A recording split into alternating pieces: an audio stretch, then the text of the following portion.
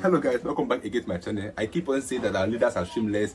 Our leaders don't even know the left and the right again because they've been bribed to the extent that nobody is thinking straight again. Because I don't see reason why the same people that brought in national anthem, two national anthems in our country called Nigeria, could not even recite one in a whole Senate meeting with the president of Nigeria. But they're busy singing on your mandate to stand, your mandate to stand. Is that national anthem? Is that thing called national anthem? You could not sing the national anthem you brought. You could not pledge to your country, Nigeria. We are busy singing on Monday to stand, on Monday to stand, because he has shown you the love and you think that he's always right.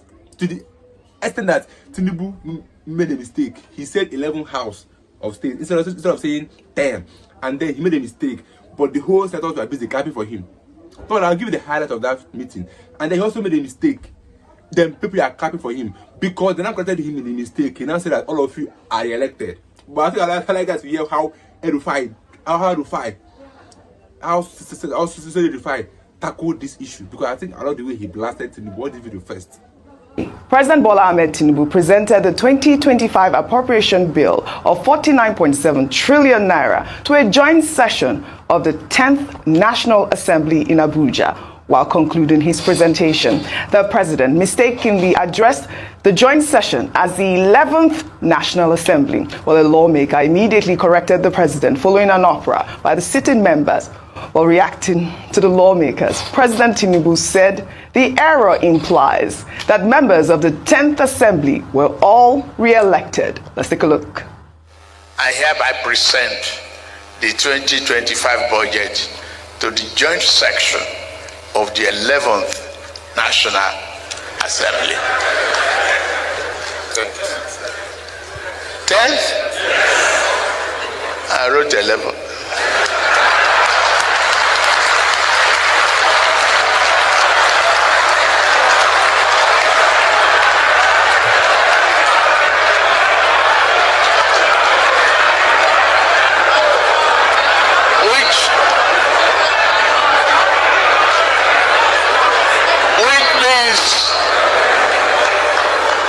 You are all re-elected. On your mandate, we shall stand, Rufai. Ayo, what happened to the president here? I mean... So I watched the live broadcast. Okay, and I saw that. So immediately he said, first of all, there were many cringe moments, at the yesterday that I thought maybe shouldn't have happened. For instance, the singing of "On Your Mandate We Shall Stand," almost like an anthem. I'm sure that we have a diverse mix of people in the House, not only APC members. So it'll be interesting to see what the other party members have to say, or their parties have to say about them, all of them singing on their mandate. But aside that, the moment he said 11th, I thought, no, I'm sure this is the 10th Assembly. And immediately, in fairness to the president, immediately he was able to catch himself when they said, there was like heckling. What was he supposed to do? I don't understand. It was smart, like his comeback was smart. So him saying you're all re-elected was a comeback to say that maybe he was being prophetic by saying that if he was speaking to the same set of people in the 11th Assembly, then it must mean that they were all elected. The president has a great sense of humor. Yeah, he has a great sense of humor, and he has, kudos to him. But I do think that whoever wrote that speech ought to get an official query. But he come back for the person that wrote the speech, Rufai. He's a good team player.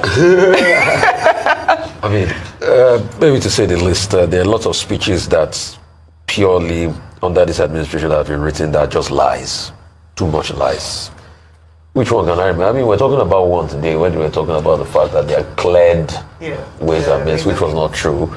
In fact, another one they said we have brought in FDI of 25 billion, which is not true. There are many things. So, but like Ayo said, he gave a good comeback, but he's not the one that's going to determine if they're going to be re-elected. I'm sure those lawmakers know that they have to go through a very strong electoral process and everything.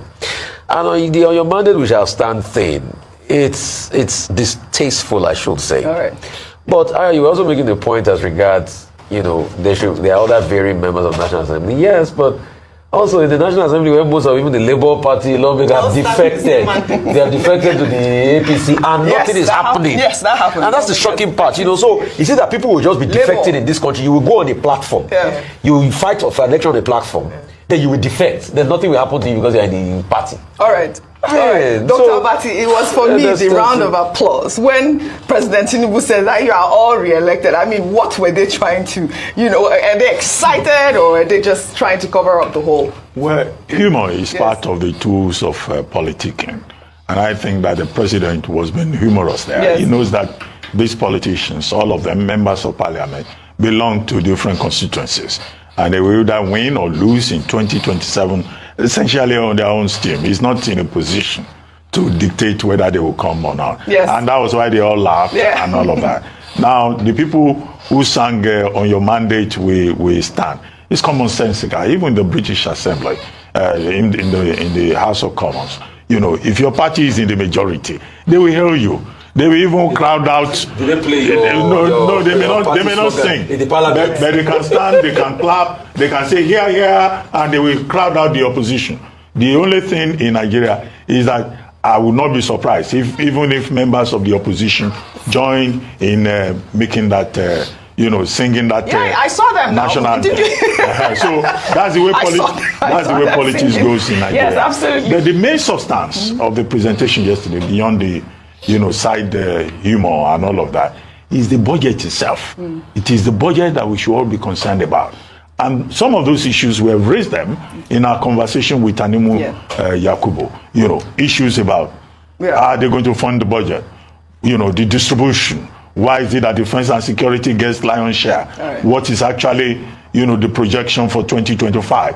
Why did they fail to meet the calendar? These are the more serious-minded issues. As for the humor, politicians will laugh, but I think Nigerians need to take a look again at that budget before the National Assembly rubber stamps it, because all that conviviality is an indication of the fact that they will rubber stamp it. Even Senator Akpabio is already praising the budget. Yes, he's praising it, and he even praised Tinubu, because I had a story of him saying that his more money to infrastructure. that budget too. We are begging. I was saying, it's not that you go to the National Assembly and they will pad it too. I was talking about Akpabio. He said that the Tinubu.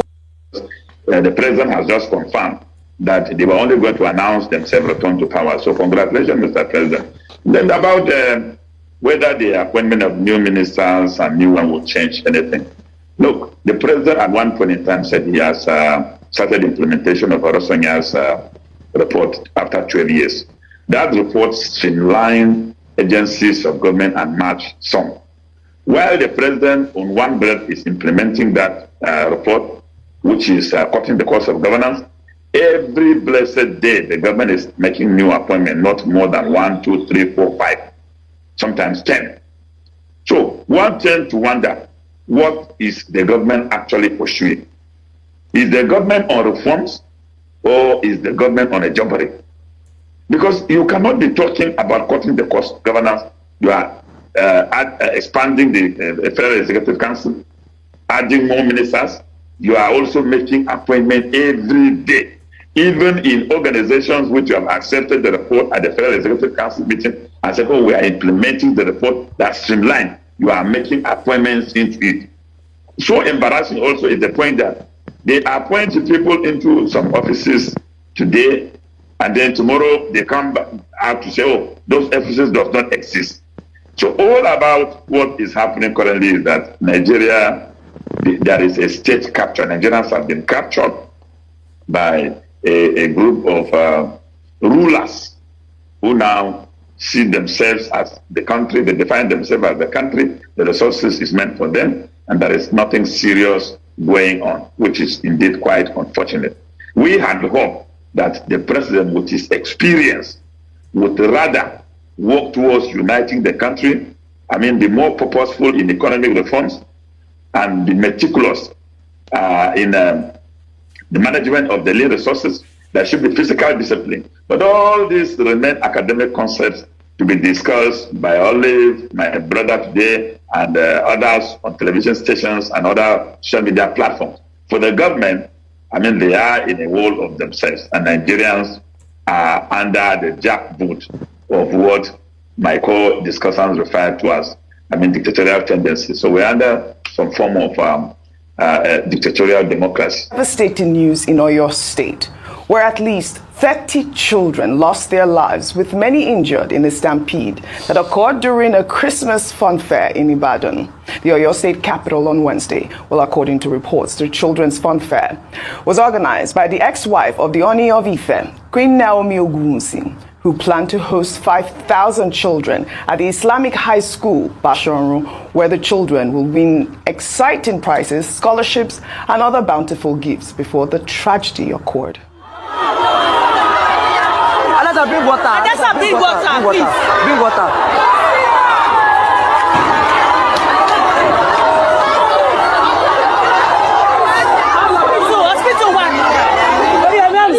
Only 5,000. Only 5,000.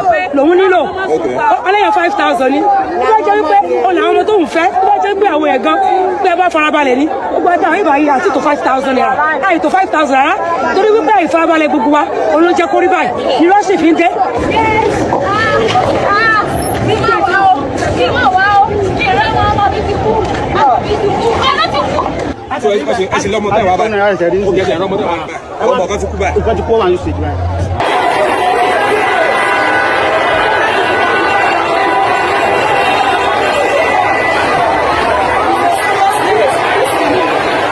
This was a really sad incident, really needless death that occurred in Oyo State. And I mean, there's been some response, especially from the governor of the state, Seyi Makinde, who put out a statement saying that the organizers of the event have been, taken into custody and investigations over the incidents have been initiated. He also said that measures have been put in place to prevent further deaths at the venue. I believe that they had, taken some of the casualty to the, nearby hospitals in Ibadan. But, there's been reactions, and I want to take Peter Obi's tweet before we discuss. Peter Obi wrote a lengthy tweet, and his statement reads in part.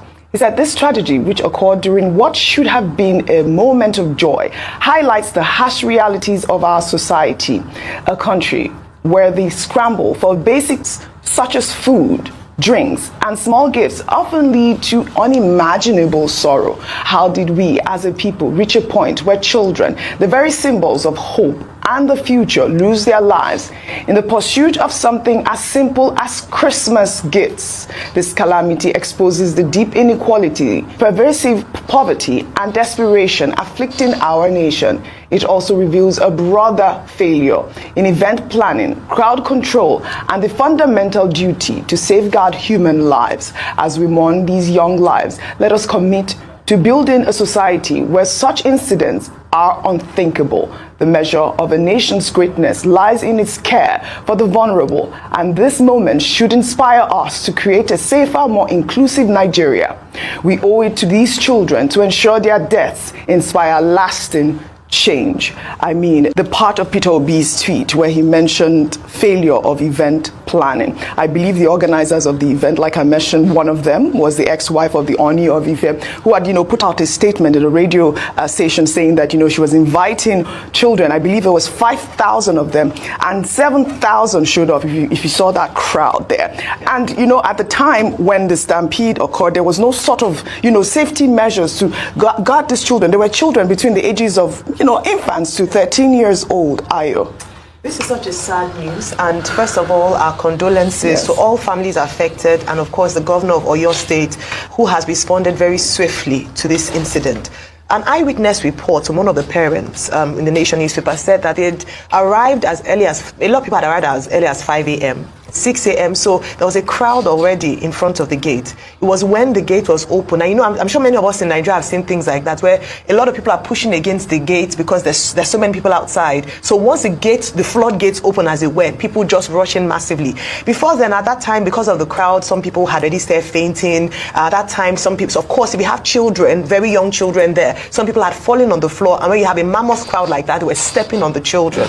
And unfortunately, they lost their lives. It raises a lot of questions. And I'm glad that we've spotlighted the impact of poverty on people's reactions and response. 5,000 naira for 5,000 children was such a big deal that a mammoth crowd beyond 5,000 emerged. So the organizers should have taken that into context, knowing that since they didn't have any measures in place, whether a ticket, an armband, or a pre-registration, there was a possibility of an oversubscription of human beings coming there. What provisions did they make in the events that they had more people than required there? Maybe the first question to ask was the venue capacity. Could it take 5,000 people? Because if you have a crowd like that and then then you see so many people, it means that perhaps the school wasn't even sufficient for the crowd that they were expecting. We see this happen a lot of times, and people take such risks. The other thing is, was there supposed to be a permit that should have been given for such a massive crowd gathering? Was that permit obtained by the organizers? If this wasn't done, then it's a case of negligence on their side. Was there provision for emergency responses? We've seen large events happen. There's no ambulance in sight. There are no paramedics in sight to respond to emergency situations like this. If that wasn't done, again, another case of negligence on the part of the organizers. Go on radio later on to say, oh, we've reached capacity, was too late, too little, too late at the end of the day. So this is carelessness, negligence. But unfortunately, guess what? It's led to the loss of lives, and so people should pay for this. Because if we don't have examples of people not following due process when they want to hold such, even though it was in good faith, good gesture, if we don't have examples of this, then we're going to continue to see needless lives being lost. Finally, poverty. Poverty has been weaponized in such a way that we have turned our people to beggars. Yes. We've turned our people to almost animal-like situation. We saw this where we're sharing bread, people will be scrambling, killing themselves for a piece of bread. It highlights a failure as well of government to meet the needs of the people, such that desperate measures are taken for a piecemeal. Yes. It is very sad. Yes, well said, Ayo. I mean, really, really sad incident. It's going to be a Black Christmas for many families in Ibadan. May their souls rest in peace, and I hope that, the families get some justice. We'll take another story. In Abia State now, where the National Agency for Food and Drug Administration and Control shut down 150 shops in Ezioku Market in Abia.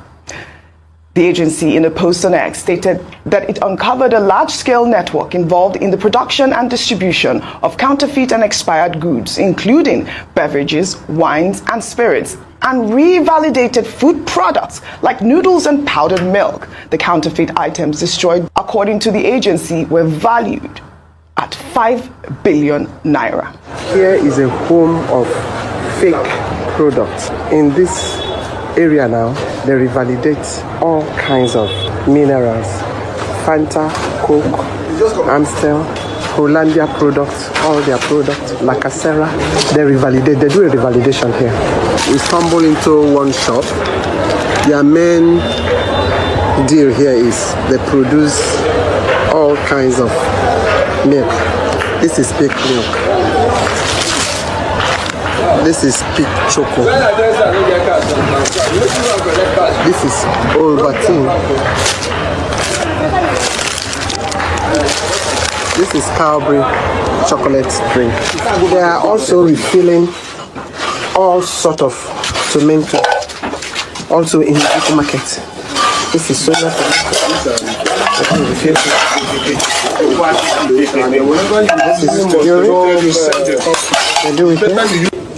This is golden penny vegetable oil. It has been repackaged here. This is it. You can see the liquid ones and the particles inside. This is a warehouse of, wait, they do repackaging here. Oh my God. Well, kudos to NAFDAC. This was a 2-day raid. I mean, I cannot imagine the amount of people that may have been affected by these fake products. Unbelievable. I believe NAFDAC said that Ezioku market is a hotspot for counterfeit and, substandard products. They said illegal activities persist in that market despite, an agreement that was signed, I believe, back in December 2023 to combat and expose counterfeiters operating in the market. I would like to take a tweet really quickly before we discuss.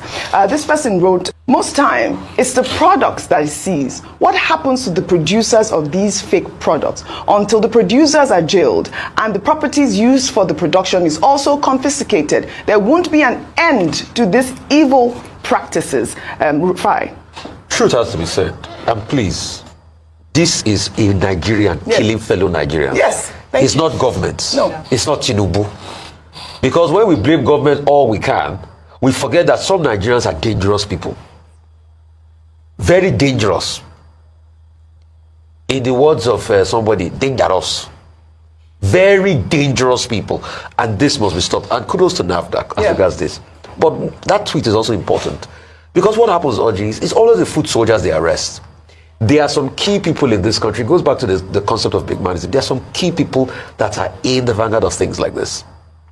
And like we're discussing, it also brings about loss to those companies. Yeah. Manufacturers have been complaining that they can't sell their inventories. Yeah. So apart from the economic condition, these people are also shutting away businesses and they're killing people. And this is what gets into the markets. Just look at drinks. Just imagine people that have consumed this. I remember when Dora Akunyili was alive. You remember the case of paracetamol that was chalk and other drugs like that. So these are Nigerians, and we would like to plead, please, do not destroy the lives of others, because what goes around comes around. Somebody close to you might be the one buying these counterfeit products you're putting out there. Absolutely. And also, the market leaders too should be brought in. They have associations. Yes. They should be brought in these advocates to be able to smoke people like this out. The police too. Yes, they need to do a lot as regards smoking these people out. We need to see justice done. And the ecosystem must be shattered. Absolutely. Especially people that are selling the raw materials to them, the containers to them, and the entire ecosystem must be shattered. Yeah, and I say that it's not the case that they will just report this now and we'll forget it. Yeah, 5 billion naira worth of goods. Dr. Patti, this is not the first time we're seeing this incident. And it might not be the last. And like you said, it might not be the last. But I really like that tweet. We're seeing this confiscation going on over and over again, but no naming and shaming of the perpetrators of this crime, Dr. Patti. Okay, the naming and shaming of the perpetrators is important because this is not the first time it has happened, and it will happen again.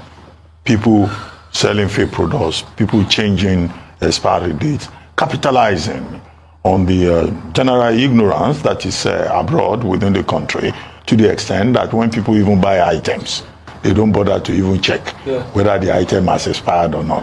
As long as it looks like what they are looking for, they just go ahead and buy it. Now, the real public danger that is involved here is that it has to do with public health. You know, only God knows how many persons have had the, what do they call it, food poisoning, or, you know, have died as a result of consuming expired products of various categories.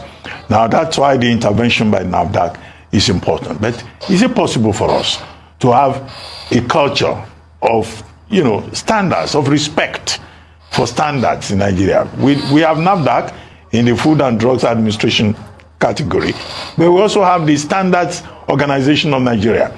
Now, there's something they talk about in Britain. They talk about the British standard. It even applies even to the quality of a ballpoint pen that is sold. You know, people who know the system will tell you, no, it's British standard. They make it sound like that British standard, you know, unless it exists, you know, it will not work. Do we have such a standard here in Nigeria? Despite the fact that we have the Standard Organization of Nigeria. It should be taken for granted that there should be a standard to anything, whether it's a drink or it's a piece of machinery or whatever.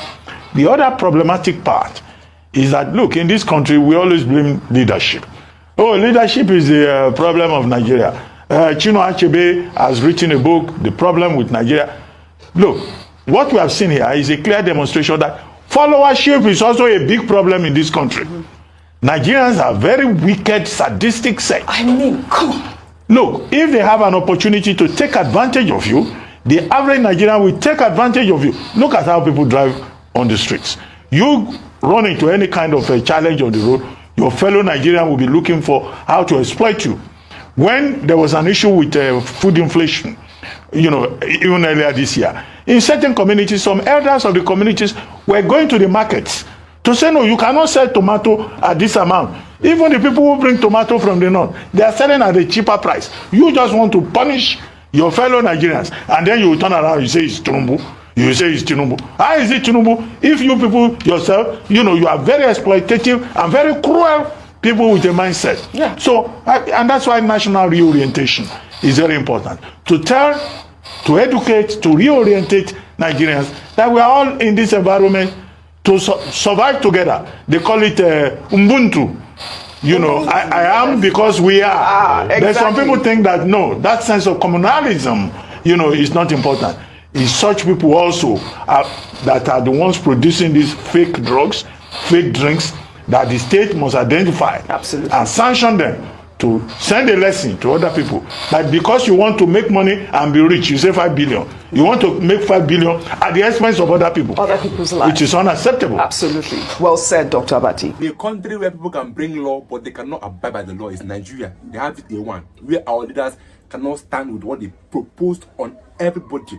Because they say that old national anthem is a cost, and that's why we are having hardship in the country, that they need a new one, and everybody the new one. But in a meeting with President Nigeria, you could not sing even one of the national anthem. You could not play to your country called Nigeria, but you're busy singing a mandate to stand. That's the level where we are shameless to the extent that we don't think any longer. We have been bribed, we have been given money, and that's why people, that's why Tinubu is busy rebusting them with money. Could imagine re-electing all of them because he made a mistake and they corrected him.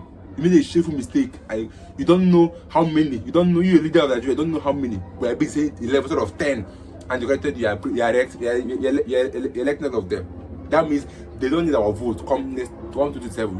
We are worthless in this country in the eyes of these leaders.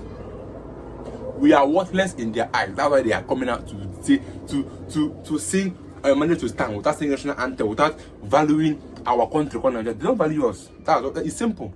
They don't value us, because if they value us, how will the president of Nigeria be saying that Ghanaian governments are the best? That they know how democratic party, how democratic country work. Whereas in your own country, you don't like democracy in this country called Nigeria. Because last year election, it was recorded that almost 721 billion naira was spent on corruption, and they bought the whole judges in Nigeria, and then they tell you to go to court, because they know fully well what they did. They know that they bought the whole judges, they pocketed the whole judges in their pocket. That means nothing like free and fair judgment again in a country called Nigeria. And like I said, don't ever enter any issue with the police or anything with this country, or else they are going to go in for it, and nobody will care to come and save you, because they don't care about anybody in this country called Nigeria.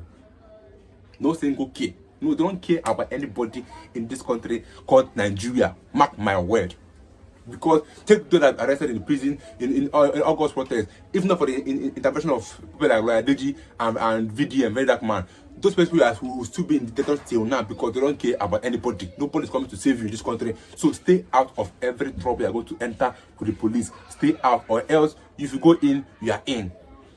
Except God intervenes in your case. This is video, the highlights, you've watched this. What how shameless our country are continuing to. So let them not say much. You can subscribe, any your views, and I'll see you in my next video. Stay tuned, guys.